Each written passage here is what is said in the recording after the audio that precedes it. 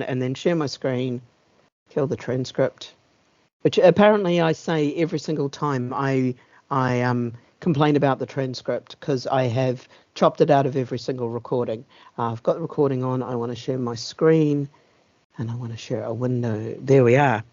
Right, now you should be able to see my screen. You can come in and join the mural if you like. Most of today will be me talking you through stuff, and I'll put the discussion notes, anything we discuss, on the screen. Which reminds me, I might have a few bits and pieces that come from the other meeting, which is great because we can cover those off as well. Right, so we're going to go through an icebreaker. I'll run through the plan for today of what we're going to talk about. It's kind of a bit of a review of the year, and also where we are with thinking about what data is in NaPTAN, and just kind of getting people's thoughts of how many edge cases have edge cases. Then we're going to get a little bit of time from the development team. I'll need to, when we reach that point, I'll ping JM, our tech lead, and he's going to come and show the managed removal and the bulk removal and talk about the data retention. And then I've got a little bit about what we might focus on next. And as usual, the feedback corner. So we'll start off with an icebreaker. I'm just going to bring up all the list of names and try and have a voice this morning. Bear with me. So I'm going to go down, I'm going to start off with the icebreaker and I'm going to go down the list. So, hey, I'm Dr. J. I use they as pronoun. I'm from DFT. I'm supposedly a subject matter expert on NaPTAN, aka I read it a lot and try and pull it apart. I also wave my hands a lot and draw cartoons. And my favourite bus stop or train station, you can say either. At the moment, I'm going to do the same one as I did last time, which is the Elephant and Castle mainline station, because it's got a fast link on the CityLink and Thameslink trains up to Moorgate, where you can then hop on the Elizabeth line. And that is a fast little route, if it lines up, that's quite step-free apart from the 3 flights of stairs at this end, that can get you to quite a lot of London and the edges a lot quicker than other ways of getting up to Elizabeth Line. But it also doesn't show on TfL for a variety of reasons. So, Iona, you're up. Okay, yeah, I work for Strathclyde Partnership for Transport and manage the data for the 11 of our 12 council areas that we cover. My team basically just does the bus development team, but it's mainly the bus infrastructure stuff as well as the data side of it. I honestly have never thought about a favourite bus stop or train in my life, so I can't say I have one, to be honest with you on that. And sorry, did I miss your pronoun? I'm no, sorry, actually I didn't. She, her. Fantastic, thank you so much. James, you're the next person up. Yeah, so my name's James Reevil. My pronouns are he, him, and I'm part of North Lincolnshire Council's public transport team. So I handle sort of the bus routes, managing like roadworks, so bus operators are aware of it, handling sort of land requests and stuff, signing off on them. And my favourite bus stop, there's one in Scunthorpe in Brumby Corner, which I used to catch to go from college to get up to university to see my partner, back when he went off to university before me. So that one always has a good spot in my heart because it kept us connected. I like those bus stops that have little personal stories behind them. Kevin, you're the next one up. Hi, thank you very much. Yeah, Kevin Brolin, he, him, public transport technician for BCP Council. So I primarily deal with bus stop infrastructure, including bus shelters and RTIs, and maintain some of the data, some of the NaPTAN data in partnership with national PTI. My favourite bus station / train station, to be honest, I'm going to be a bit biased and say it's Bournemouth train station because it's the gateway to our fantastic town with its beautiful sandy beaches. Bit biased, but you know, it's fine. I love this now, turning the public meetings into advertising for my local authority. Please come down. We love tourists coming down. We're always welcome. I think from last time there was a whole pile of train stations and that I added to my list that I must go see. So I will add Bournemouth to that list. Absolutely. Tim, you're the next person up on the list. Yeah, hi, Tim Rivet, he, him. I am not from an authority or a software provider. I'm data standards, user community, organisation, and bringing people together sort of roles.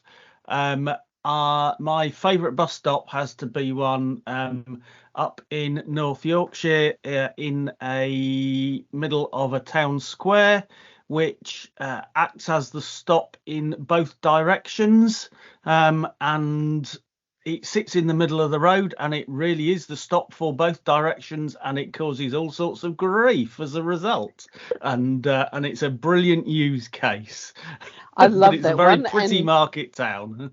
I love that one, and if you send it to me, I will make sure that that's one that I go and find a way to get up there and photograph, because I can go. The stuff that we've got to sort, and sorting out some of these edge case ones is definitely it. So Jonathan, you're the last person up today. Yeah, hi there, I'm John Woodward, he, him. I work for Herefordshire Council as a transport officer. I can't really think of a favourite bus stop, to be honest, but I say my favourite train station would be London Paddington, because it's the one I used when I was at university, so it's just got good memories. London, I don't have good memories of Paddington, because it's one of those ones, when you live in the Elephant and Castle, it's ridiculously far away, even though it sounds quite close. We're both in zone 1, both those zone 1, zone 2s, but it's like the most ridiculous distance to get there. But I can totally understand. Thank you, everyone. So just to quickly run through the plan for today, I'm just going to do the standard housekeeping bit, talk about some of the previously on, and this is about reiterating some of the decisions that have been made and just making sure that everyone's on board, and we highlight any actions that are coming from those. Then I'm going to run through, because we've done a bit of an exercise of trying to understand what is in NaPTAN, what things people have asked us to put in NaPTAN, what actually is in NaPTAN, what things could be in NaPTAN, and just starting to talk to people about what they are and how we're thinking about them and breaking them down. Then I'll get the delivery team to come and hopefully give them an entire 30 minutes. They got 15 minutes last time. And then I've got a little ranking exercise so that we can get ideas from you as to what we focus on next, and we can talk through some of this. So, there's a YouTube channel. These are all recorded. You can watch these on high speed. You can also follow us on Eventbrite and get alerted. I love the fact that I can tell how many people follow, because I publish stuff while I'm writing the newsletter, and I can see all the emails of people picking up and following us before they even really know a lot about what the event is. And you can also sign up for our newsletter, where you not only get a monthly update on what we've done on NaPTAN, what the stability's been like, any issues. We also use it for notifying if there's going to be any outages or anything like that. There's no meetings in December, because it would have been in the Twixmas week, the week between Christmas and New Year. And I thought, much as NaPTAN is exciting and is the focus of all of our lives, we all deserve a break for Christmas. So I'm going to come back in January, and I will put some dates in. I think I'm going to stick with the last week or so of the month, something in the last 2 weeks of the month, doing the Tuesday afternoon, Thursday morning. If anyone finds those too tricky or anything like that, let me know, and we'll try and adjust and shuffle if we can. So previously on NaPTAN, the archive service or managed removal. So this is how we take stops out of NaPTAN. So these are stops that are not in service. They have been physically removed, but we've still got these data ghosts, and we needed to get rid of them because everyone was solving the data ghosts in a different way. We've now got a mechanism, a feature, where you can register them as managed removed. We can put that through. We've even got it so that you can give us them in bulk if you've got hundreds to go through. And we're slowly, because it needs a little bit of onboarding, both managed removal and the the bulk removal, they're all part of the same service, and they need a little bit of manual onboarding, because we want to make sure that your software isn't going to break when we do this, and we're not going to trap you in a little loop. So we're going to handhold everybody coming on board. So James, I believe you work with Andy Hull. Andy Hull is one of the private beta users. He's already helped Oxfordshire get on board. So we know that anyone who's working with him and his software, we can onboard you relatively easily. We just need to talk you through some of the process. There's other software that might be a little bit longer before it can come on board. Oh, excellent. Thanks, Kevin. So there's another software, Trapeze, which is having a little bit more, got a few more technical issues, and we're working with them to look at how we solve those technical issues. So this is why we're going to work with every single local authority, because it's a hard onboard.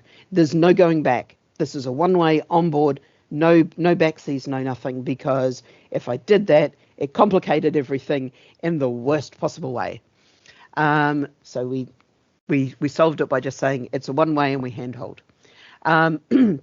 Then and we'll do a demo and we'll show you some of that later in the session. We have had some discussions about the street versus schema. There's going to be more. There's weird little edge cases that we need to figure out the best way of putting them in.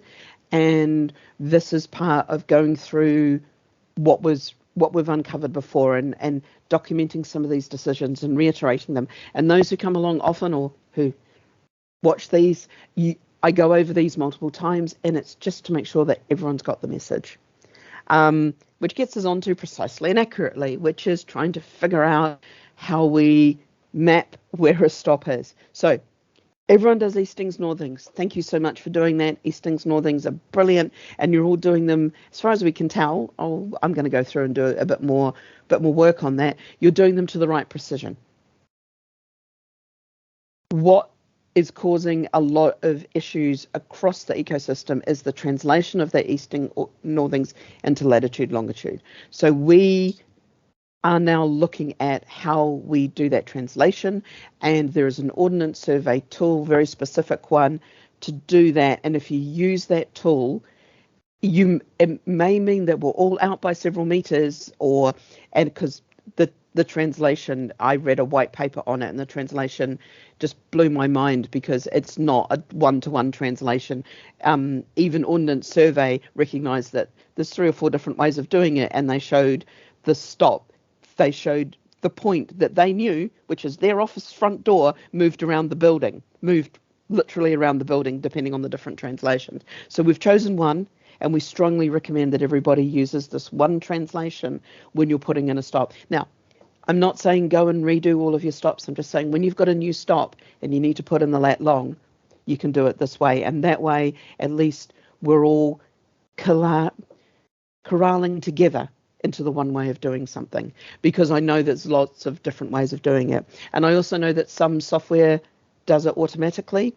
They're using different projections, different translation methods in that automation, and we want to get everybody onto using exactly the same way of doing it, because that will reduce some of the noise around the lat longs being wrong.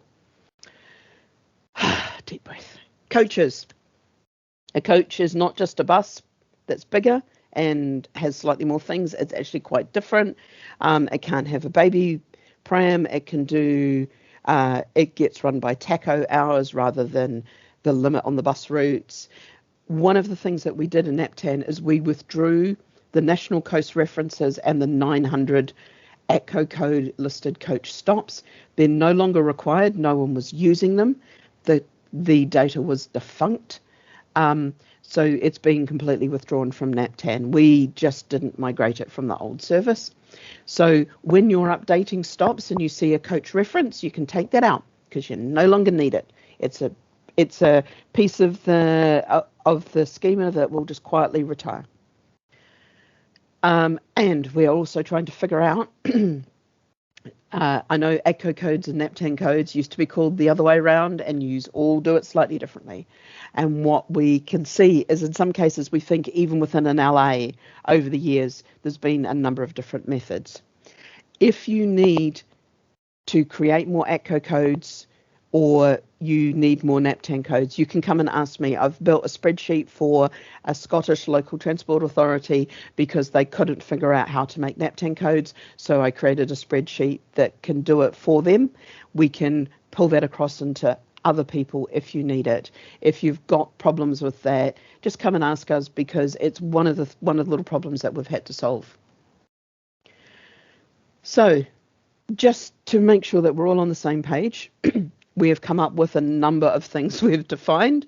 It may seem very small, but this is when people ask me what I did for the last 3 years, I point to this, what is a bus stop? And they look at me. In ThoughtWorks, the consultancy I work for. So a bus stop is where the bus stops. That's how it's defined. A train station is where a train stops, a tram station. So a stop is where something stops. Stops to pick up passengers, but it stops. Now for bus stops, a fixed bus stop, so a bus stop with a fixed location, is measured as a 1 metre by 1 metre square, centred on where the passenger needs to stand to get the bus. Now, in most cases, this will also be the place where the flag is, or the pole is, or the bay is, and things like that.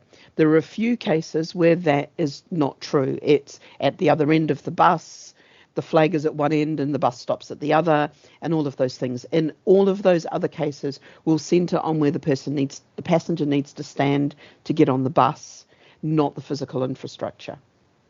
So you don't need to go and do anything special. It's for those edge cases, so that there's a very clear way of distinguishing them.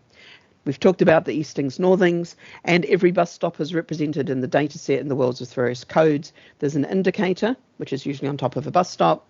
There's your ATCO code and your NaPTAN code, and I won't say the long and the short code or the numerical and non-numerical, because you all do it in your own different ways and mix them up. And there's QR codes, and the QR codes in most of the cases are driven from either the NaPTAN or the ATCO codes. Does that make sense to anyone? Is there anything contentious in those little pieces there? Excellent. Right. Now I'm going to take us through what is a NaPTAN, or what could be in it. So what I'm going to do, having learnt from last time, I'm going to take us through the type of transport and how I've logically broken it down, because some of this is about the people who we need to talk to, or the ensuring that we start talking to the right people. And then I've also got stops associated with that transport mode. So I'll be going left down, and then left and right down, and then left and right, if you want to try to follow along. So the types of public transport. We have a public bus. So the bus can be boarded by any of the member with a public ticket. This is your standard bus. There's thousands of them, millions of them, hundreds of them, many of them.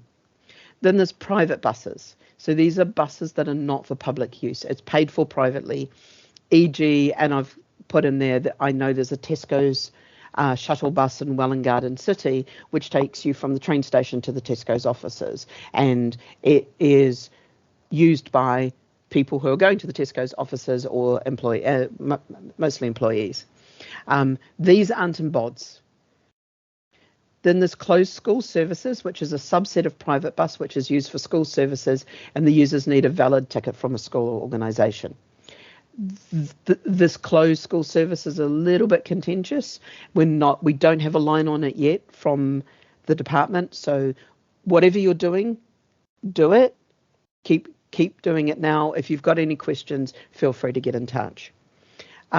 Community bus is a bus that can be boarded by any of the member of the public, which may be provided by a private organisation. Now, some of these are open community buses, which you don't need to belong to a club or anything to use, and some of these are closed community buses that are only available for particular club, people who belong to a particular scheme within the village or something like that. Now, I discovered about a month and a half ago that some of the community buses are using NaPTAN stops. So we're starting to talk with the community bus team and the community bus operators to understand their usage of NaPTAN stops. where they're using them. For the most part, these are almost your demand responsive transport. So they're not stopping at many fixed stops, but they might use 1 or 2 fixed stops, for example, the post office or the supermarket or the doctors. So we're just trying to pull that one out a little bit more and make sure that we include them. They're not in BODs, some of them are in TNDS, some of them are published, so we just need to make sure that we keep them looped in and they keep their systems updated. So the sort of bus stops that you can have associated with these 4 types of buses is a marked bus stop, or a bus stand if you're in Scotland, which is a bus stop that's on the street and it's usually marked by a post or a pole. This usually has timetable and waiting infrastructure. Sometimes they don't. Sometimes they're just a pole. Sometimes they're just a marking on a post. There'll probably be a cutout bay. Now, how marked is marked and how unmarked is custom? Somebody's come and asked me how we do this, and I'm like, edge cases, I love them. So we're going to have to figure that one out as to when you move from marked to custom, where that boundary actually is. But for the moment, it's kind of mostly clear what's marked and what's not marked. Your not marked are your custom stops, which are a fixed stop with no physical infrastructure. Hail and ride is an area where you can wave at the bus and it will stop. And there's also the flexible zones, which is a wider area where you may need to use an app, or you could just also wave at the bus. I'm not sure how some of those demand responsive transport buses work in practice, and it's going to be quite interesting to go and have some more conversations on those. And finally, also some hail and rides are marked, which creates a little bit of a fun here, because in a lot of places, especially in London and in some of the suburban-y hail and ride areas, they're using the the telephone poles and the light posts to mark that this is a hail and ride area. Needing to understand how we would represent that, and when is marked and when is marked not marked, and how does this all fit? It's a nice little piece to pull apart. And then we've also got a bus station. So this is a collection of bus stops that are generally off the street and are marked into multiple bays. So you'll catch a bus in a different place. Now in England, the bus places within a station are called bus stands. And as far as I understand, Iona, they're called stances up in Scotland. So I can't even use bus stands to talk about the same thing, because Scotland broke the rules. Sorry, we in our bus stations call them bus stances, but we don't. I notice we don't call bus stops bus stands, not in our area anyway. Oh, excellent. So not in all Scotland. This came up when I had Transport for Scotland on a call. I will find the call and go and chase up the person and make sure that we were talking about the same type of stop. Because if a marked bus stop is called a stop everywhere, that would make my life so much easier. Yeah, certainly. Right. The kind of standard ones would be called. We would have bus stands, and they wouldn't necessarily. They're just for layovers and stuff, not for actually collecting passengers usually. Yeah, because that's how they're used in London, as a stand where the bus waits to start its route. Mm-hmm. But I just need to. I'll find the person that I spoke to and I'll go and double check that. So thank you for raising that. I was not disparaging Scotland. So running on to coaches. So as far as I could figure out, there are 3 types of coaches. There are no international buses that I could figure out. They're all international coaches. If we do have international buses, I might need to be aware that they're international. So we have a public coach that can be boarded by any member of the public with a valid ticket, e.g. London to Edinburgh National Express. Then you've got international public coaches, which is a coach service between the UK and another country, which is London to Paris Megabus. And as far as I'm aware, the only thing that we might need to be a little bit wary of with the international coaches is where they do their Schengen zone checks, whether they do them in the coach station or they do them as they're boarding as they're going into the ferry or the tunnel. And then there's private coaches, which are not for public use, e.g. a coach trip from Grays to London to see a show is a private coach, and we don't need to really care about private coaches. We do need to be able to tell them where to stop, or where they, and all of these need to know where passengers need to know where they could stand and wave to have these stop, which is a little bit, TfL and me are going to have some conversations, because they have, for various reasons, a lot of their bus stops are marked as coach stops in some systems and not in others. And it's about how people are mistranslating what type of stop it is. So we've got only two types of stops for coach. We've got a marked stop that's on the street and it's marked by a post or a pole, and it usually has timetable and waiting infrastructure, and it's all usually set up to kind of handle the slightly different boarding times of a coach compared to a bus. A bus is quite fast to board, a coach is a lot slower, because you've got the driver needs to come off and stow luggage and things like that. And then we've got a coach station, which are off the street and are marked multiple bays with waiting infrastructure. In NaPTAN, the coach station and the bus station are coded up the same, and I know this because the Victoria coach station and Victoria bus station have the same codes in the top 3 or 4 parts of the code, and it's only when you get a lot further down that they start to differentiate. And that's a bit, I'm like, do we have, it's not, is this wrong? It's more, should we do it this way? Should we stop and take a thought? And then we've got metro, tram, and light rail. My favourite, because trying to figure out the difference. And yes, there is tram trains, and there are many, many different variations on this. So the metro tram is a tram or a metro line that can be boarded by any member of the public, which is not on the GBR, Great British Rail network. So I've called this Newcastle Metro, which is now a lie, and Croydon trams. They can also stop at rail stations, which Newcastle has examples of that. And there's light rail systems that can be boarded by anyone with a valid ticket, and this includes Docklands Light Rail and Luton Dart. The metro also includes things like the London Underground and anywhere else that has an underground. And then there's also the private land light rail, which is not on the GBR network, e.g. the Gatwick Terminal train interchange train that runs between the North and South Terminal. And I'm raising this because, unfortunately, at some point in time when we put the Gatwick Terminal in, we put it on the ATCO code that puts it into the rail network. So we're going to have to publish and change that one into the metro network, because I found this out because I'm currently doing an audit of everything that we hold centrally, all the stops. There's 2 types of stops that we need to take care of here.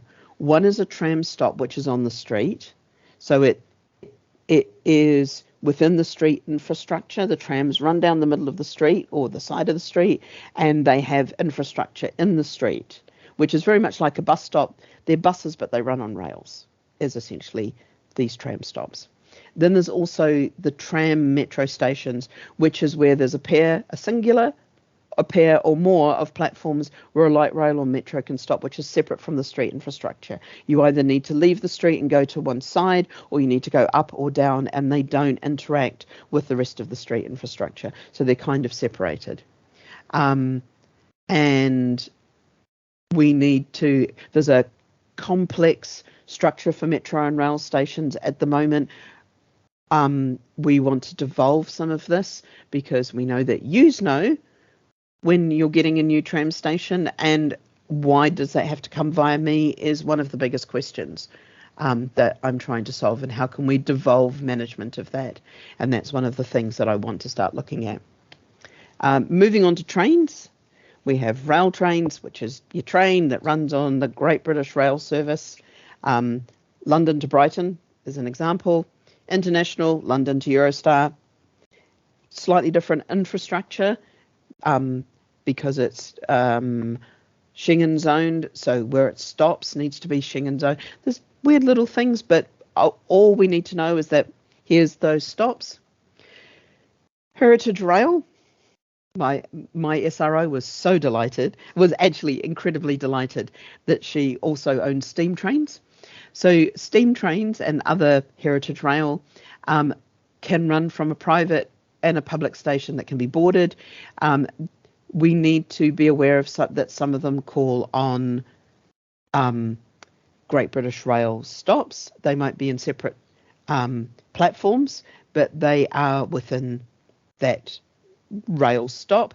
And then there's private heritage rail that can only be boarded with a member of the public with a valid ticket, but they're not on the GBR rail network, and these need to be on the metro network because they're slightly different. And there's just one type of train stop, which is a rail station, which is a singular, because we discovered there's a couple of places with only one platform. So it's a singular or more platforms where a train can stop, and this is separate from the train infrastructure. Now, in NaPTAN at the moment, just to let you know, there are a number of rail stations that are duplicated. And they are duplicated because they don't have platforms. So we've got multiple Clapham junctions, which is causing some hiccups because you don't know which of the Clapham junctions to use, which ones the various trains run through. So one of the pieces of work that I'm attempting to do in the background is to go through and make sure that we've got all of the right platforms. We only have 3 platforms for all of the train stations currently. And once we've done that, we can sort that out. Tim, you're going to tell me that I am up against a ginormous battle here. Well, you are, but if you're deduplicating, there used to be, and I can't remember which station it is, but it's one that I have visited that is duplicated in national rail data because you can't get from one platform to another without leaving the rail station environment and going onto the public highway. So technically it is 2 stations, but it's the platform on either side of the track has got the same name, and you would think it is, but technically it is separate. So you just have to be a bit careful. I am working with the GBR team, and I have done a full audit of every single station that we own against their list of every single station that they believe is out there. And there are 76 stations that no longer exist that have been moved on to either other networks. There's somewhere between 8 and 14 to be added. And that's all about what date we add it and when we add it, so that I'm not told like only a couple of days before it opens or something. We actually get the message when Great British Rail, when the GBR team or the rail team are told the station's going to go live on this date, we're told that information. So we're just getting ourselves looped into that.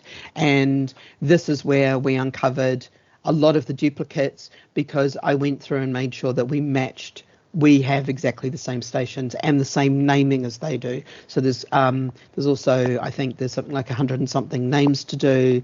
So there's quite a lot of work to clean up the train data within NaPTAN to make it, even just at a station level, to make it fit. And then there's a lot of deduplication of Clapham junctions and other stations where, because they've got no platforms, they've tried it's been an attempt to fix it, and so we're working to kind of figure out how best to do that. They're trying to find me the list of platforms without, so I get platforms that are passenger, not freight, and I don't get sidings, and that's a tricky thing out of our databases to get for me. So yes, there'll be a little bit of change coming up, but we'll publish every change that we make very, very clearly to people. So this is part of being on our email, because we'll start to email out, these are things that are being withdrawn, these are things that are being changed. So yes, ferries. There's a couple of types of ferries. There was a whole discussion about ferries. I will summarize that from the meeting on Tuesday. Ferries have terminals, and they're also called jetties and piers. We're still trying to, I'm literally trying to figure out the difference between a jetty and a pier. As far as I understand, a jetty is much smaller. but there's some interesting discussions there. So you can have a ferry, an international ferry, a private ferry, which is kind of your river tours. We don't need to really care about those, but if they've got infrastructure that we're using, we do, but there's questions as to how much shared infrastructure there is. And then I started off with vehicular ferries, and then we uncovered there's a lot of these kind of funny little transporter bridges. There's a hovercraft ferry that I need to put in. There's a semi-private foot ferry. There's some ferries that are foot only. There's some ferries that are car only.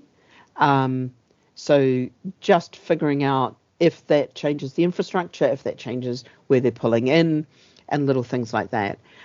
So currently at the moment, I just have a ferry terminal. A terminal can have multiple piers used to interchange from foot to ferry, and the terminal is the building, which is great. It's essentially your station platforms, so we can build it on the same model and just make sure that we've got all the right ferries. I've received a list from the maritime team, which is much shorter than the list that I have in NaPTAN. So one of my jobs later is to go through and audit what they've got and what we've got and try to figure out why we've got more than they've got. Are those still in existence? I'm using Google Maps a lot, or Apple Maps and Street View, to go and see what's going on with this ferry location. Does it still exist? Has it gone? Now we move on to some of the stuff that some of you may not have in NaPTAN. So taxis, there's another type that I need to put in, which is your hire shared cars. And that's a little problem that I need to sit down and think about and consider where they fit in here. So you've got your Hackney carriage cab, which is the ones that you can hail in the street. In London, they have to take a wheelchair. We know that outside of London, the having to be accessible is not a requirement. So it means that we need to figure out how to indicate that, perhaps.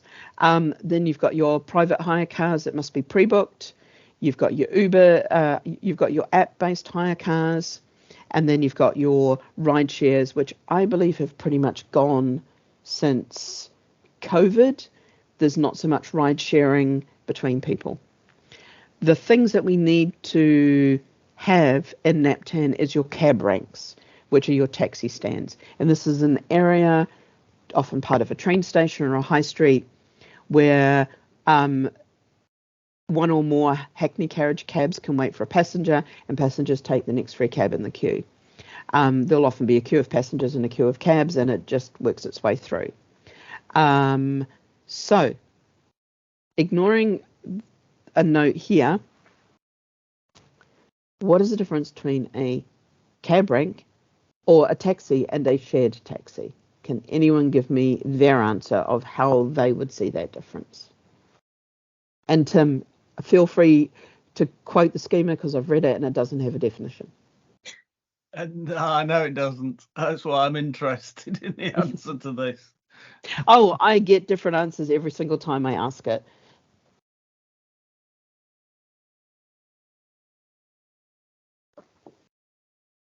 Does anyone have cab ranks in their NaPTAN? No, I don't think so. Do you have Well, cab pretty sure we ranks don't. in your towns? Yes. We'll sit down and have some conversations, Kevin. Yeah, I'm just looking on Diva now, and I know of a few taxi stands at Bournemouth Station, oddly enough, that isn't on there, and the same in the town centre. But the majority of the rest of the time, as you say, as you've noted there, they're actually basically loading bays denoted for taxi usage more so. But yeah, I can't see anything marked on our system. Yeah. You're not alone. I did a quick check of TfL, and there's no cab ranks in London. So it's one of those things of, when you get a chance, if you happen to notice that you should put in this cab rank, there's a code for it. Don't use the shared one, just use the straight out cab rank, and we can start to list those in the system as well. Just going to make it a little bit easier for people who are planning their ongoing journeys, because they will be able to see where there's a taxi, a cab rank or a taxi rank, or a taxi stand in that place. There's things around the hours of operation and things like that. We can sit down and have a discussion once we've got some in, as to how we refine them and refine that data. Moving along, we then move on to airports. So some of this needs to, it's more just sorting it out. We've got national and international airports with terminals, example, London Heathrow. You've got national and international airports with a single terminal, e.g. London City Airport. There's quite a few airports that only have the one terminal. We've got some national airports only, e.g. E-Day London Airport in the Orkney Isles. I was so pleased when I found that, because every single airport is a London airport, even though this one's right up in the top of the Orkneys. There's some private airports which only operate private jet flights, for example, London Farnborough. And there's also heliports. There's a heliport in Battersea. There's a heliport in Penzance to the Isles of Scilly. So there's quite a few of these that we need to think about putting in. And there's two pieces to it. There's an airport and an airport terminal, which is on the same model as like your train station with your platforms, or your ferry terminal with the ferry piers. Any questions on airports? I'm trying to find all the defunct airports. I did manage to find a couple of them up in the top of Scotland, where using Google satellite view or using satellite views, you could see that the airport was now derelict. So they were obviously used for sending people off to the oil rigs and things like that. So we're just trying to find the stale data within the central stops and get rid of that in the same way as we're doing for all of the local authorities, because there's no use getting used to clean up your data and we still have lousy data in the central stops. Then we've got the joy of the telecabine, because this is a big one. There's a cable car on a cable, goes around. One of the examples is the IFS Cloud in Greenwich, London, which is currently listed as an underground station, which is the most hilarious mislabeling that I can actually think of. And I'm going to have a chat with TfL about how we classify it and how we relabel it. Other pieces that should be in there are public lifts. So there's lifts lifts between different levels of the street that are not within the infrastructure of a station, but are available for people to be able to move around. There's some in Holborn Viaduct. There's a couple around the South Bank, which allow you to move. They're just publicly available lifts that allow you to move step-free between various destinations. And then there's also the funiculars. I'm not going to attempt the name there this morning, and these are kind of a specialized rail cable car. We've got quite a few, coding them up. Some of them are in as one type, some of them are in, some of them are not in. So it's kind of sitting down and thinking about how we pull them together and where we put them and making some sense. Currently, there's none. We need to do some research. We need to sit down and talk about it. So there will probably be a lot more discussions around how we map those. We've got two cliff lifts in Bournemouth, so that's and they're not on there. So that'll be a good place to start, I think. Yeah. Or actually, I think one of them's out of order now since we had a bit of a cliff collapse. But we've definitely got at least one. I also know that there's a couple down in Southend that allow you to get up and down. So as somebody who walks with a stick, I was really aware that these exist because I can't climb stairs get up and down stairs that easily. And it was just going, oh, we've got something that should actually list these. So how do we get them in? Because these are all questions that are coming in from various parts of DFT. Micromobility, and I know a lot of this is still in pilot around the various places, but trying to think of how we do these. So there's 3 types, although I found out there's possibly 4. So use your public hire bike, which is like your Santander bikes in London. There's a similar one up in Leicester, which are bikes that are not electric, that you just kind of put into some physical locking systems on the street. There are some electric versions of the same, but the differentiator is that there's a big locking thingy on the street that you need to use for these.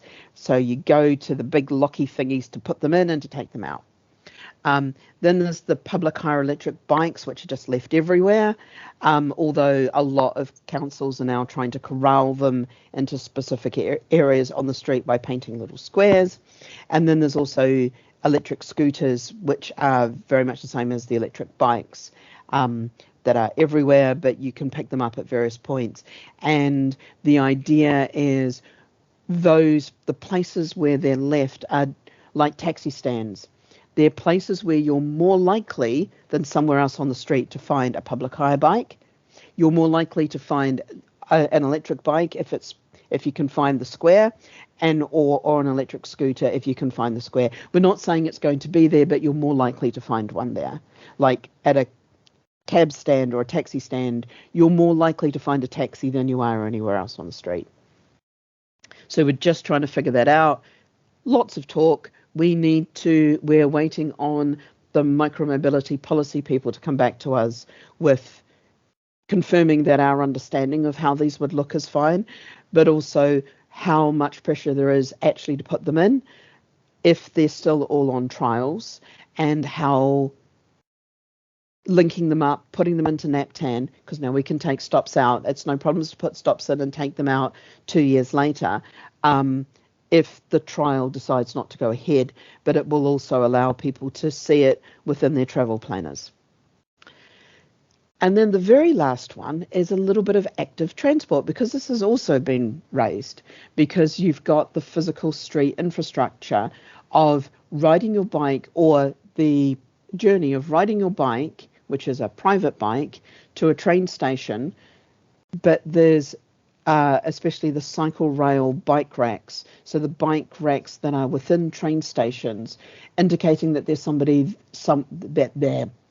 I need a coffee, indicating that there is some infrastructure there where you can leave your bike safely and expect to return to it, because it's usually CCTV'd, it usually requires a lock of some sort to get a pass of some sort to get in and out. It's often by the security station, so it's generally manned or personed, it's got people looking over it, all of those things. So we're just trying to understand from active transport, should we be putting these things in? Because you spent a lot of money promoting these cycle rail as part of the public transport network, as a way of connecting up to the public transport network.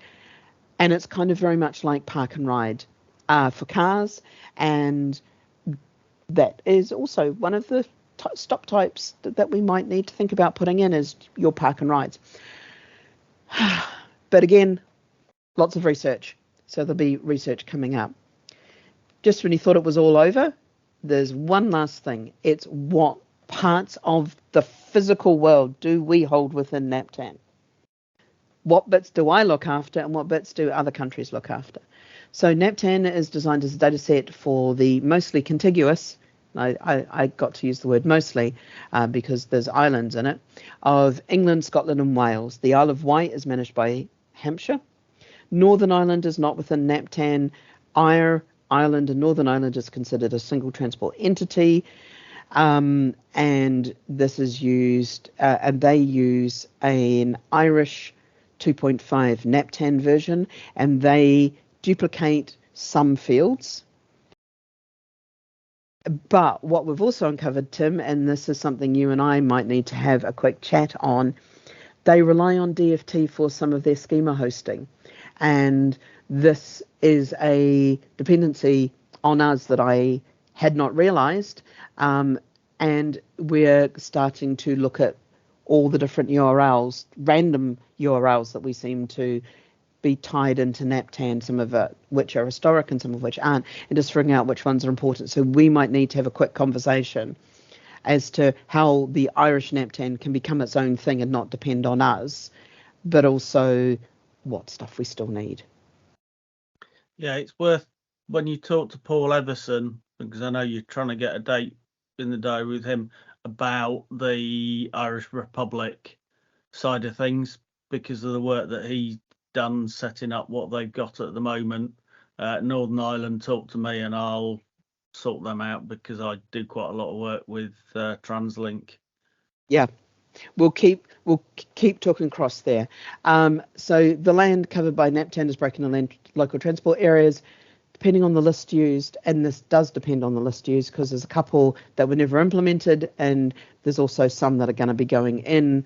I think I've figured out how to do it, although I still have to figure out what we do with NPTG. So there's 143 listed here, and centrally managed are 4. There's 2 that are sometimes listed that never got implemented, and there's 3 splits that are about to happen. So the number could end up at 150, or it could go back down again. I am not sure. So that's just to spell that out. The Crown dependencies are not included in NaPTAN. So the Isle of Man does publish to TNDS and also wishes to publish to BODS. We don't have the capability for taking them into NaPTAN because they're not within the area. That is one of the capabilities that we need to think about. What is the difference between publishing NaPTAN with and without the Isle of Man, and what technology will we need to have to make that happen? If we take in the Isle of Man, we would also need to take in Guernsey and Jersey and the other Channel Islands. And then comes the next question of, do you take in the overseas territories? My boss said, oh, I get to go to the Caribbean, and I said, oh, I get to go to the Falkland Islands. Shows a slightly different understanding of travel and wanting to see the world. But there's none of these are published in TNDS or BODS currently. I don't believe that they ever would be. It's just being very clear that they're not included. So I'm going to declare a 5-minute break while I get JM on the line. We're just going to pause the recording. I'm going to go make a coffee and get JM in, and we'll get JM to come in, who's our tech lead, and give us a little bit of demo time on what we've added to NaPTAN. Does that sound a good plan? So come back, I don't know what the time is, come back at about 11:05. Yep, that sounds good. Thanks, Jay. Excellent. I will just pause recording. Record and transcribe. Pause. Where is just pause? I don't want to stop because you'll split it into 2. I might just leave this recording and stop sharing and turn off my... I'll turn off my mic and camera, and I'll see you back here in 5 minutes. Cheers. Thanks.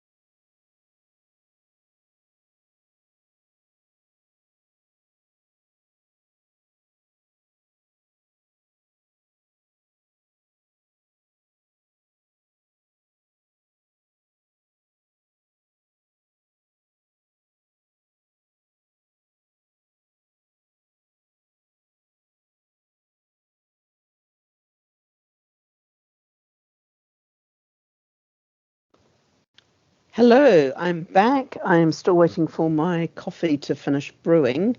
So I will attempt to pour that live on screen because that will amuse people, especially when wearing this much pink. And I will just share. Oh no, I'm not going to share my screen because JM's going to share his screen. But I'll give everyone a few minutes to let me know that you've come back. I know that John had to run, so he'll get to watch a recording. So I see Kevin's back. I'm back Kevin. as well. Excellent. I was going to say Kevin's back. I've got another 30 seconds before I get to pour my coffee. James is back. Hi, James. Sorry, I was just taking a drink.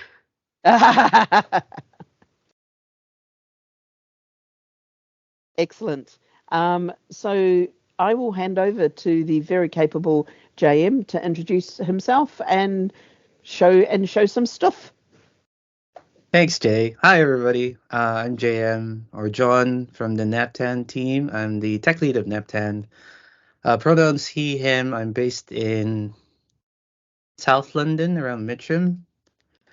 And did we share our favorite bus stop or train stop, Jay? Should I say Yep. that? Yes, Okay. yes, you can tell us again. Yeah. Favorite bus stop, or sorry, train stop would be Mitcham Eastfields, because I've been numerous times I've forgot to tap my Oyster card into that thingy. What's that called? Because it never prevents you from going outside, right?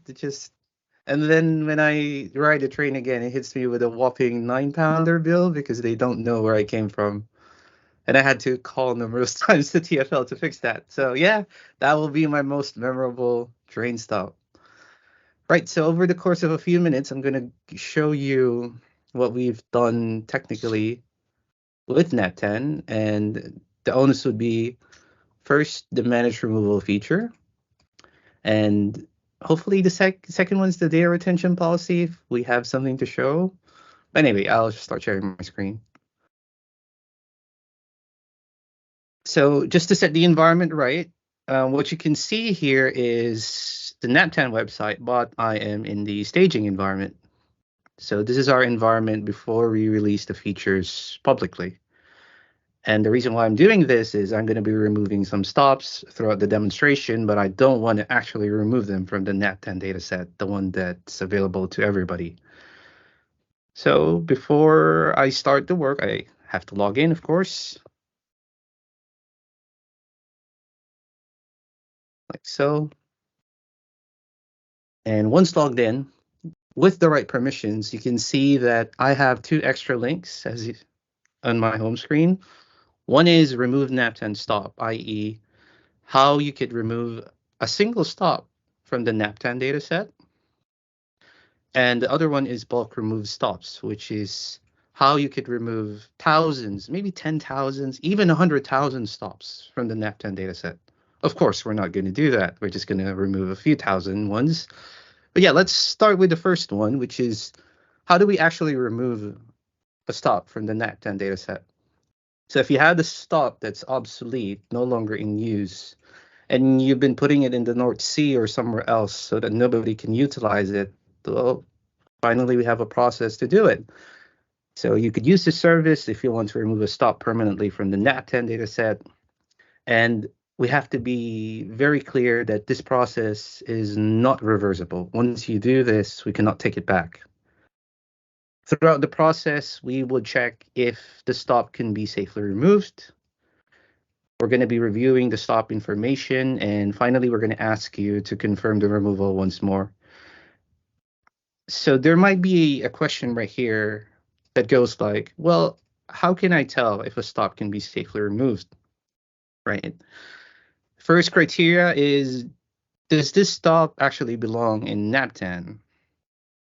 You could give us an ATCO code that doesn't exist in NaPTAN, and there is a facility to prevent you from removing that stop. Second one is, has this stop already been removed? If it has, then there's no point in removing it once more, right? And then finally, the third one is this stop currently in use on some travel route or bus journey? And for that, we utilize the Travel Line National Dataset, which we synchronize on a daily basis. We use that to determine the ATCO codes that you've given us for removal to see if there's an existing bus route that utilizes this. And you'll see that in a second. So once the stop has been successfully removed, then you would need to republish your NaPTAN file. And that is very important, because if you haven't done that, then we won't consider the removal process to be finished. That stop is still within the NaPTAN data set. And you can see later what is the consequence of removing a stop. And you re-upload an ATCO area code file or an LA file that contains any of the removed stops. So enough chit chat, let's start. Let's start the removal process. First one is it's going to ask me for an ATCO code, right? And for that, let us select this one, the 420, whatever that is, but it starts with 420. So let's check that stop. And as you can see, I've met with the review stop information screen telling me what is the ATCO code that I was trying to remove, what is the common name, the locality and bearing. In the future, we might add the bus route that's currently using this and the bus operator who's operating on that bus route. That's one of the works that we have in the pipeline. But I want to put your attention much more over here. What are the checks that had been done for that stop? So we can safely determine that that stop is in the NaPTAN dataset. That's a success. This stop, not already removed and it failed, it's a double negative, right? This means that the stop has already been removed. And I appreciate that this wording might seem confusing at first, and we have some work in the pipeline to improve this later on. And lastly, stop not used in any live journey, it's failed. So it's a double negative again. This means that this stop is currently used in some live journey. So this prevents me from doing so. You can see that there's no way for you to proceed because not all of these criteria had been met. We could try to remove another stop. Let's see what goes. So let's start the removal process again. And then this time I will select this 940 over here. Let's check the stop again. As you can see, even though there were two successful checks that had been done, this time it's still in the NaPTAN data set. This stop has not been removed before, but we can't proceed because it's used in some live journey. So we could try to remove another stop. And this time I'm going to pull out something from my data set. Something of over here. I think this one's good. Let's pick that. It's a 180 ATCO error code. And then I'm going to start the removal process again. Put that ATCO code in. Check the stop. Oh, this one. This one is in the this stop is not in the NaPTAN dataset. Okay, that was a blooper. Let me try again. I'm very sure this will work. This is the joy of test data, because you're always having to try to keep track of which ones have been removed completely. Yay! Yay, there we go. Finally got one. Yay. So this one, I've met all successes, so we could proceed. There's a checkbox, again, reiterating that this process is not reversible. So I understand. Yes, let's go ahead with the removal. And there we go. We've marked the stop for removal. But it doesn't end there, because it's now asking us to delete the stop from your local data. That's one. And number two is you will need to publish a new NaPTAN file to remove that stop for other users. The file cannot contain the removed stop. What if we do that? Let's try to upload 180 containing that stop. So I'm just going to download some data. I'm going to access a stop by local authorities. I'm going to put 180 over here. Add that. I'll need to download the XML version. So I now have an XML of 180, right? Then I'm going to publish that data back into NaPTAN, choosing a file, selecting 180, and uploading my file. We sit back, as per the usual, processing the data set. Just time to have a couple of sips of coffee. Exactly. Not overnight anymore. It's although I have to say, choosing 180 is one of the largest files. It's not like some of Iona's ones, which can update in like 20 seconds. I might have selected the wrong one then. Let's open our facility to detect what's going on. Are we down at the moment? That'll be the day you've done it, and the team have just been in the process of publishing something. Ah, yes. Yes. I think it's okay. I think we're currently releasing some features. That's why it's all It's all red. Yeah. It's all red. Yeah. Okay. Yeah. Bad timing. This will never go through. That's what it means. Because some of our devs are currently working on some features within the pipeline. And that would mean disabling some of the moving pieces of NaPTAN to successfully publish a data set. So my apologies. That was a blooper. This will not continue. We will be stuck in this forever. But what you would see would be an error message that said, this file contains a remove stop.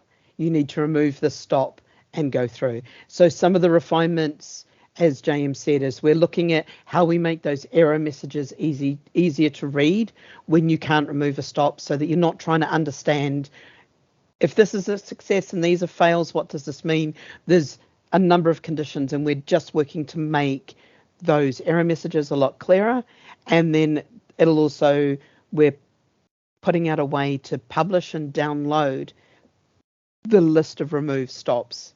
So it means that downstream users such as BODs and TNDS can actually have a list of all of the stops that have been taken out of service from NaPTAN, and they can use that to block any or prevent anyone uploading a TransExchange file that contains those removed stops.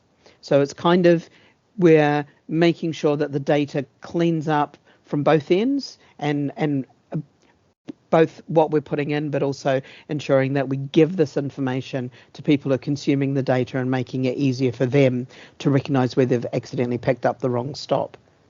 Does that make sense to everybody? And yeah, so this is the private beta, and we know that we're going to be doing a few tweaks on this over the next couple of months.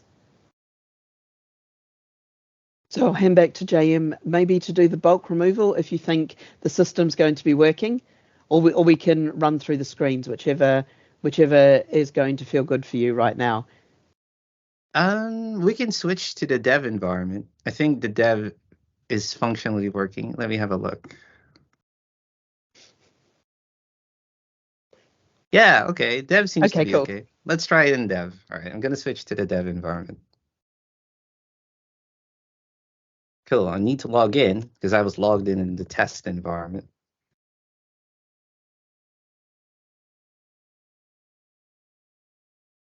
Cool. Now that you've seen what a single stop removal looks like, we're going to try to attempt to do a bulk removal. So it's the same concept, but this is very useful if you had more than one stop to remove. Example, if you had like 7,000 stops to remove, then you wouldn't do it one by one, right? That would just be tedious. I don't think you could finish it. So for the full bulk removal process to start, we would need to know the requester's email address. And basically, the whole process starts when you reach out to us in the official inbox of NaPTAN and they ask us to remove stops in bulk. In turn, we would send you a template file. The template file contains 2 columns. It's an Excel sheet. It's very simple. It should contain, in the first column, the ATCO code of the ATCO codes of the stops that you want to remove. Not necessarily mandatory, but you could also give us the common name of those stops. It's more for your clarity of, are you actually removing the right stop from your perspective? So once you've given this template back, we will now put your email address in here with that file that you've given us. For the purposes of the demonstration, I'm going to play both the support user and the LA user. So I'm going to put my email address right there. I'm going to select a file. So let's consider the scenario that you've uploaded a file that contains two different ATCO area codes. I don't know if you could see it that well, but you could see that there's a 940 here and a 180. We have some checks in place before the bulk removal process kicks in. And the first check that we do is the template file conforming to what we should be expecting? I.e., if it's broken and somehow not conforming to it, then we will immediately reject. You will not be able to proceed. The second is, does it contain any malware? And on a daily basis, we update our malware scanners to check if the file that you're sending us does contain any malware, and I hope not, but don't worry, even if it does, we have the facilities to prevent it from being uploaded.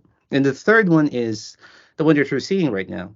So if I try to upload this, I'm going to be met with an error saying that there is more than one ATCO error code supplied. We cannot proceed. So for us to continue, I'm going to upload one template file that contains just one ATCO error code. And let's have a look at it first before we start processing it. So this is a 180 file that contains about, I think, 4,500 stops, right? And Yep. Again, it still conforms to our template because what we actually look for is just that ATCO code column should be in the first column. That's it. That's it. I'm giving you the secret recipe. If it doesn't have the ATCO error code in the first column, it will break. But yeah, as you can see, the common name is actually in the fifth column, right? So doesn't matter. We'll be able to process this. So let's continue. Let's upload that file. And let's upload it. Just So one of the reasons I was just going Go to ahead, Jay. explain, there was a couple of small things that meant that we made the decision to bring you through the support users still at the moment. We may change that when everybody's finally onboarded, but for the moment, because this is part of the onboarding onto the managed removal process, we wanted to make sure that everyone was okay with that. We also know that sometimes you can lose your leading zeros for if your ATCO codes start with a 0, and there's a way around that. So we wanted to just make sure that we've got some eyeballs across them that know all the likely problems that can just help you double check your files before we put it through. Because while we were doing some checks, there were some other checks that we needed to do that were really quite tricky to do programmatically and are really easy to do with eyeballs. So it's kind of like one of those things of if we just put it past a pair of eyeballs who know what they're looking for or are looking out for these slips that can happen, it just made the coding up and making this happen just a little bit easier. Thanks, Back to you, Jay. JM. Thank you. So we're met with reviewing the bulk removal job information. First at the top of the list is you're given a job ID. It's very unique. It's a UUID, 32 in length. And you can give us to find out what happened with your job. It's given you an ATCO error code. It managed to deduce what was the stop that you're trying to remove. Out of the 4,533 stops that it checked, how many were okay to remove, meaning it passed all the 3 checks that I've shown you earlier, and how many were not okay to remove because at least one of those errors had been met with that particular ATCO error code. To see it in more detail, you could download the Excel sheet, right? So we can open that.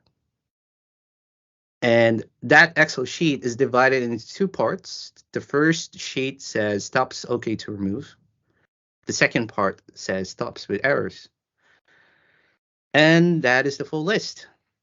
So apparently all of these stops that I sent back are currently in use, i.e. the Travel Online National Dataset is using parts of it. So we cannot proceed to remove these stops. However, the rest ones are, hey, you could remove this. It's okay. You could proceed. Another thing to highlight is that I should have received an email regarding this.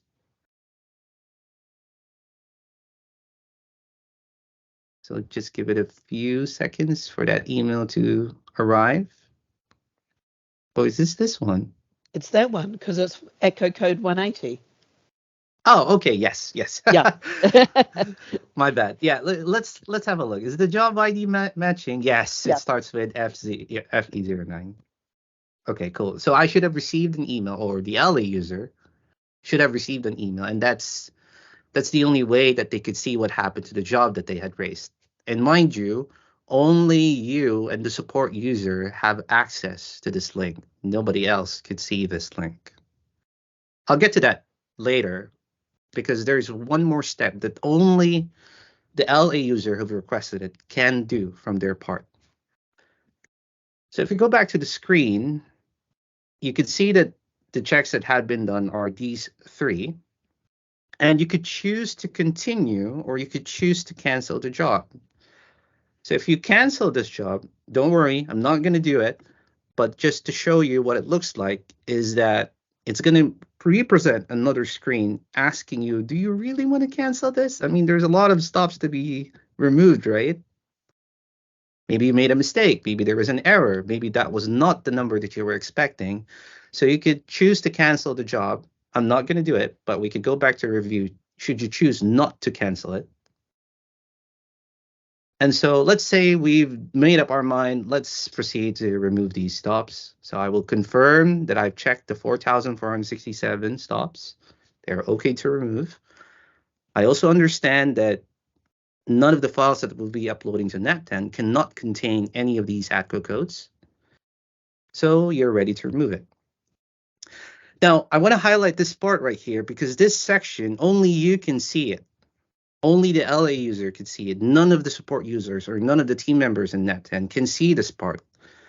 The only reason I can see it is because I'm playing both roles. I'm playing both the support user and the LA user. But in reality, only the LA user or the requester can see the section right there. So if I say I'm ready to remove, it's going to ask me one more time to confirm it. And say I am okay, let's remove it. I understand that this is not reversible. So the system will now crunch up those ATCO codes and it will do one more check. The same three checks that we've seen earlier is going to be done for all the ATCO codes that you've asked us to remove. Why is that necessary? Because there might be a period where the LA user does not confirm in time, and there might be a change in the data from DNDS, or somebody might have already removed them. So we perform one more check, and that's the reason why you see a statistic, that says stops not removed is 0. It means that it already had done one more validation check for all 4,467 stops, and it had determined that they can now be safely removed. And so it did. You could download the Excel sheet to see the report, but you could also publish a new NaPTAN file, same as before. So this time we're going to try it again. I'm going to download the data, right?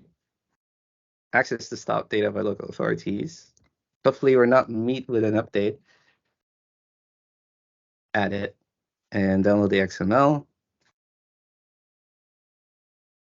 So I got 180 right here, and then I'm going to publish some data. NaPTAN, choose the file, select 180 with the 1, and upload my file. Then I'm going to have a look at the support page. See what's going on, right? See if it had been removed. Okay, it's still no. Aw, I think it won't work again. Anyway, but as Jay was saying, you should be met with a validation error saying that these stops, the ones that you specified as to remove, should not be in your data set. We are met with the curse of the demo, and poor JM has had it twice on this. Is there anything, just aware of time, JM, and we've got the sorting piece to do? Is there anything else you want to cover I know data retention is underway, and it shouldn't have any impact to any of the end users. Not at all. We're just going to give an overview of what we're doing with the files that are already in NaPTAN. So we're storing them or archiving them in a different way. We used to store all of these versions, but ever since applying the data retention policy, we've now selectively picked out particular versions. So not all NaPTAN versions from 2021 are already kept. We just keep like 100 of them at any given point in time. Same for the NupTeg, which is just 2 versions. They're not going to be impacted by it, but just wanted to give an overview, if that's And I okay. think the other thing is if you ever need to go back in the files that you've uploaded, for example, somebody, Di had a glitch on her system she talked about in the previous meeting where she lost some NubTig references from her data, and she needed to step backwards a couple of versions. We keep 5 versions, so if you recognize it and you're like, oh wow, I've lost some of that NaPTAN, I've lost my NaPTANs for these stops, you can get one of any of the last 5 versions from us. You just need to get hold of us. I'll get hold of JM or somebody on the team and say, can you grab, and you will be able to get any of the last 5 versions you've uploaded. So if there's any glitches in your systems and things like that, we're also keeping reasonable backups for you. So hopefully that's kind of useful. Thank you, JM. I'll let you go back to making Cody all goody. Cheers, everybody. Thank you. Thank Cheers, you. bye. Bye. I call the team Cody. I just talk about the team does Cody, and I do hand wavy, and it works really well because it clearly distinguishes our abilities to do various things. So there's one last exercise I want to do in the last 20 minutes or so. What's coming up in 2024? There's 5 things that we might focus on. And what I'd like is your opinion on it. This is not to say that we can do everything. This is not to say that we can, that this will change a lot of what's decided. It's just giving us those data points of what the ecosystem is asking for, which allows me to argue for the sensible things we want to do. So we've got ranking here. So there's 5 ranks, and we've got data quality, accessibility. So data quality is looking at consistency, completeness, and accuracy of every data field within a local authority. We've got how common names are used across the system, the various ways that they're used. We've got alternative languages, which is Welsh, Gaelic, etc. We've got accessibility. How do we add the data that we've already got floating around? And mapping, where something is and how that appears in different tools and places. So for those who haven't accessed the mural, I'll just put the link in the chat now. If you want to come, or you can tell me higher or lower, or somebody who's got access, whoever the owl is, feel free to put these. There can only be 1 at each rank. So there can only be 1 number 1, 1 number 2, 1 number 3. So take a moment and have a think of which of these you put in at number 1, what would be number 2, etc., etc. And then we'll discuss them, talk about it, make sure that we all agree. And this is actually a really nice discussion to have.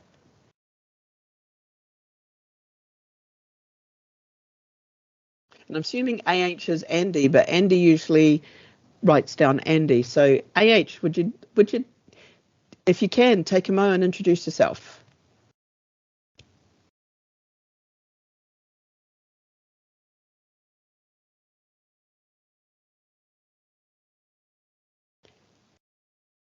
So you should be able to drag and drop the yellow ones. They shouldn't be locked in any way. I don't know, they're not. So whoever grabs them and puts them in the right place, you can be the one that does it the first time round.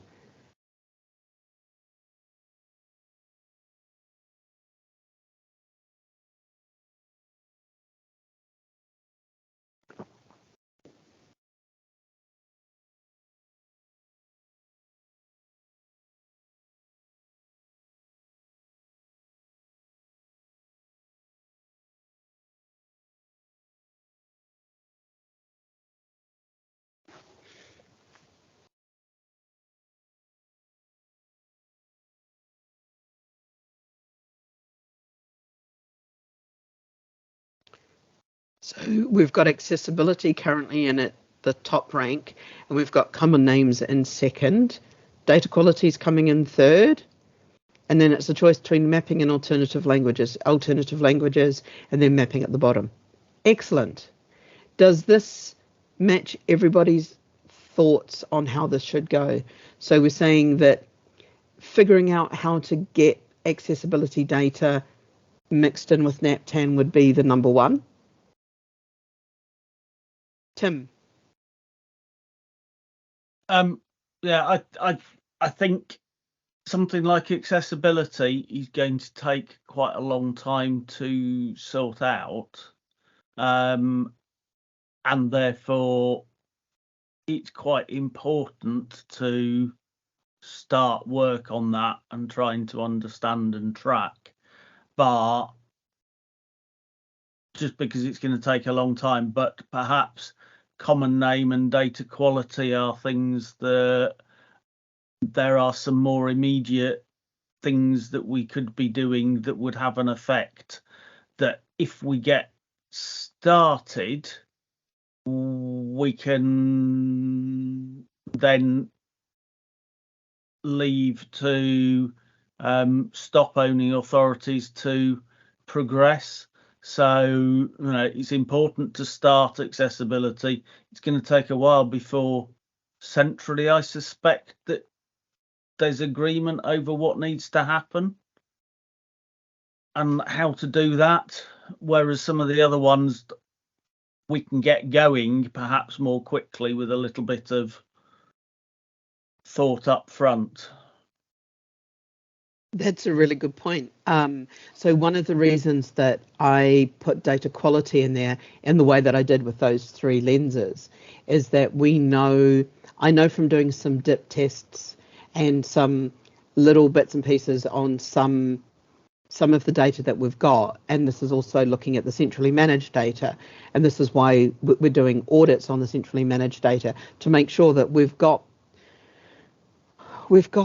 the airports we should have and not the airports we shouldn't have that were taken out of service 10 years ago and are now or are now derelict parts of the Orkney Islands. So data quality, it's about consistency, so that the field is used, the data is provided in a consistent fashion. It's complete. So there's a number of fields that people are putting in where they're completing it, but they're completing it with like a null value or a default value.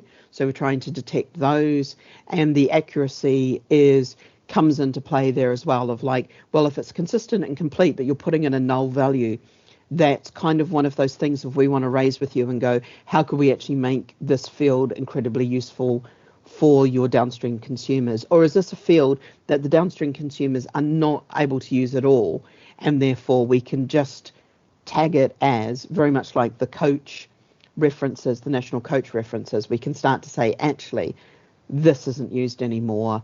We shouldn't be requiring people to publish it. So just trying to do some of that work, I think, would be really fascinating. The common names piece, you've all heard of Dunton Road. It's just down the road from me. It's also known as Old Kent Road Tesco's, because most of the journey planners and most of the journey systems, including the announcement on the buses, use Old Kent Road Tesco's, but some of them use Dunton Road. And everyone gets confused and asks the bus driver, do you go to Old Kent Road Tesco's? Because everyone knows it as Old Kent Road Tesco's. Old Kent Road Tesco's doesn't fit the common naming schema, doesn't fit the schema. It's one of those street versus schema questions. And it's kind of like, so how do we look at common names and how are they used so that we can allow people to have the right kinds of things on displays, the right kind of things on real-time information, and the voiceovers that allow locals to know where they're going, but also allow non-locals to know where they're going. Because calling it Ye Oldie Pub and Ye Oldie Pub is now a block of flats it doesn't make sense unless you've lived in the village for 20 years.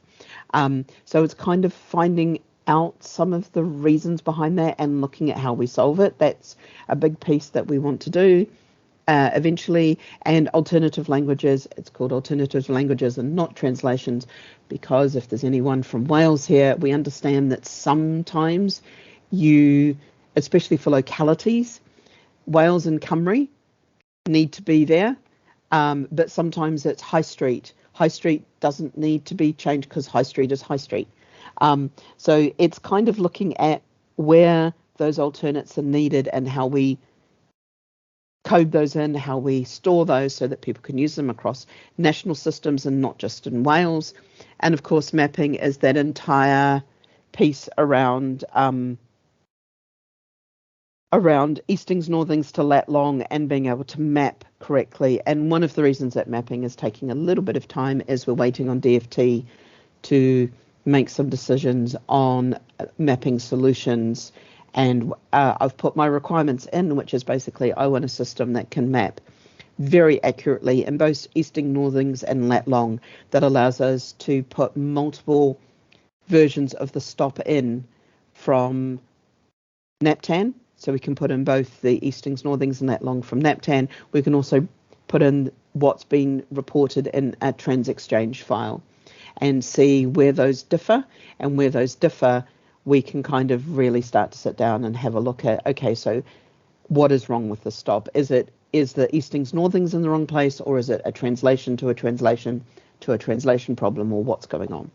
So those are the things, and of course accessibility. There's data out there. How do we bung it in? Bung it in being the technical term.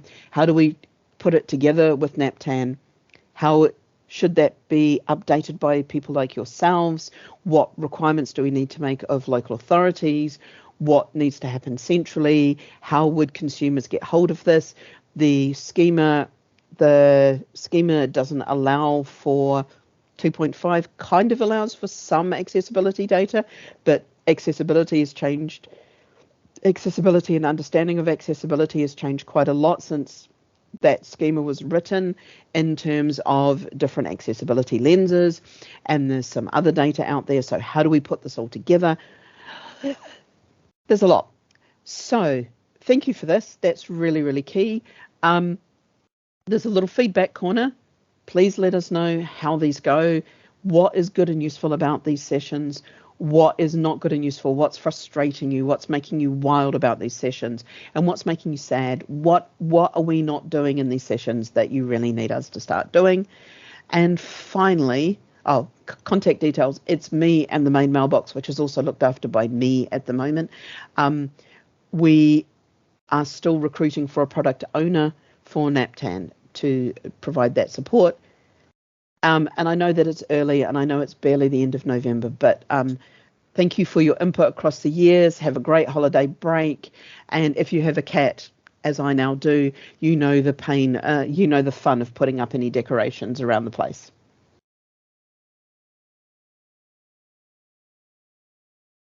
So in the last 5 or 10 minutes, we can either just sit and chat. You can give me any thoughts on any of these 5 as to whether or not these are in the right order for you. I would say alternatives. I mean, I know this is very specific to whatever region you're in, but alternative languages would be the bottom for me. Is that because you don't do Celtic? I never know if it's a hard C or a soft C. My if it's the football club, it's a soft C. If it's anything else, it's a hard C. But no, well, we don't.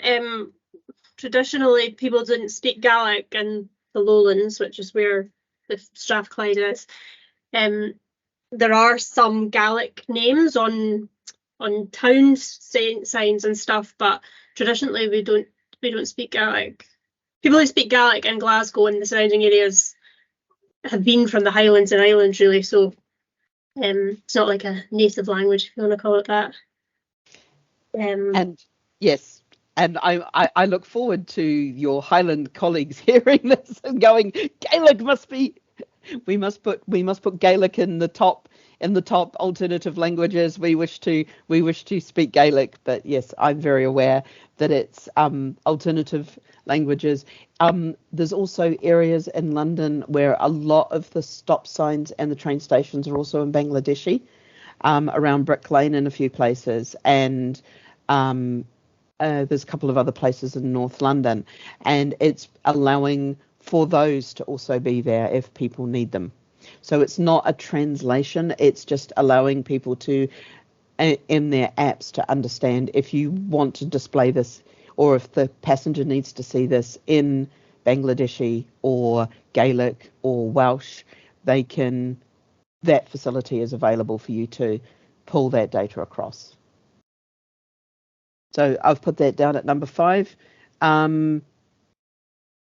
Is common names, Iona, is common names, would that still be your second, or would it be data quality?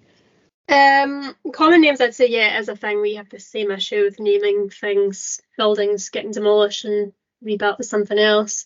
And also sometimes we have to use numbers, and I know certain, like, you know, the number of a street as the common name, and that doesn't always, people don't like it. Yeah, there's so many different ways you can write number 100 of them, and whether it's NO dot, and whether you put that in the common name or the street name and all that stuff. So yeah, because one of the things that I'm aware of with data quality, one of the fields that I really want to hit a little bit, and it's probably going to be one of the first fields that I do a little bit of work on, and I'm doing it only on people who have onboarded onto the managed removal. So what I want to do is ensure that you're only working with live stops. I'm not hitting data that, and you're like, oh no, that stop just no longer exists and it should be removed. I want to make sure you've got those out the way when we then start coming and working in on data quality. And there's interesting ones with indicator, because there's a lot of different types of data and indicator, and it's trying to get consistency. So for example, there's W space hyphen space bound, there's W space bound, there's W hyphen space bound, there's W hyphen space capital B bound, and those are all read differently by the system. So it's identifying, this is why we're using that consistency, completeness and accuracy lenses of, we can, on that indicator field, I believe that we can actually really start to crank the data quality up a lot just by being consistent as to how you indicate that simple thing of westbound or eastbound. Those, but don't go making any changes yet, because what we're going to do is we're going to go through and do that investigation to think about what it should be, and then have conversations like this to bring everyone on board. And then we can hopefully build some little tools, whether it's just spreadsheets or it's funky website pieces, to show you how your data quality is moving on some of these different fields. Yeah, that sounds good. Kind of 1,001 ideas, and it very, very much all of these things are dependent on decisions by Department for Transport and the government on where funding's allocated, what priorities it's given, etc., etc., etc. This is a bit of a tangent, but this is something that was raised by my colleagues in another team, the team that produce our timetables for on-street timetables, and they were asking about creating stop groups, which they can do. They use the trapeze system, and Novus trapeze, and they are able to create the stop groups in there, but then every time they have to upload the NaPTAN, it wipes them. So, I mean, that is something that I think they're going to speak to Trapeze about, to see if there's a way around that. But is there a way to kind of do that within the actual NaPTAN data? There should be, and I'm just going to put this down because I've got a meeting coming up with Trapeze to talk about the managed removal, and I've just put a note down, stop areas in Trapeze, because a stop group is a stop area. Yeah. And it might be looking at whether there's some There's also localities, and I'm not sure which way around you're grouping them. So I'll have a chat with Trapeze and we can figure that out. If you send us some examples, that would be really fab, because then we can have a look at where it's going wrong in that slip between what you want to do and what the software is actually doing for you. Yeah, sure. I'm sure it's mainly just bus stations and interchanges that they're trying to group them. But I'll get the details and send them on to you directly. Yeah, So, yeah. Okay. Just send them on to me, and it'll. Apologies if you end up in the inbox of doom. I'm doing my best to keep control of the inbox of doom.